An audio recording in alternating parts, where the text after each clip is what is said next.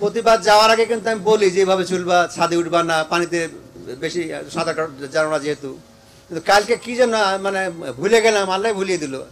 তার সম্বন্ধে কোনো মনেই নাই যে আজ পিকনিকে যাবে সে।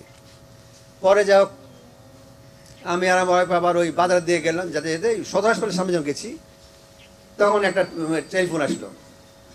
টেলিফোনে বলছে, আপনি কি জুবাইয়ের আম্মা? বলছে জি। তো জুবাইর তো ওই অ্যাক্সিডেন্ট করেছে। তো আপনি তো বলছে, তুমি কে বলছো বাবা? তো বলছে, না আমি টিচার। বলছে, কীরকম অ্যাক্সিডেন্ট করেছে? তো আর বললো না, কেটে দিল।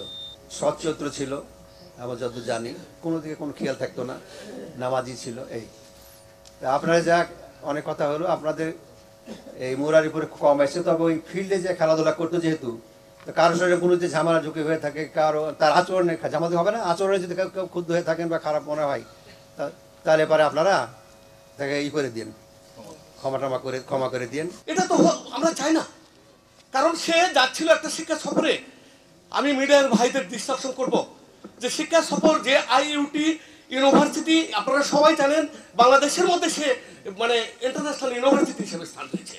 সেই ইউনিভার্সিটিতে শিক্ষা সফরে যে সেখান থেকে কেন এই দোতলা গাড়িতে এই সফরটা ব্যবস্থা করা হলো, যে নিরাপত্তার ব্যবস্থা করা হলো না কেন? ভিসি মহোদয় এই যারা দিনের দায়িত্ব পালন করেছেন, ডিপার্টমেন্টাল প্রধান ছিলেন, আমি মনে করি তারা এর জন্য দায়ী।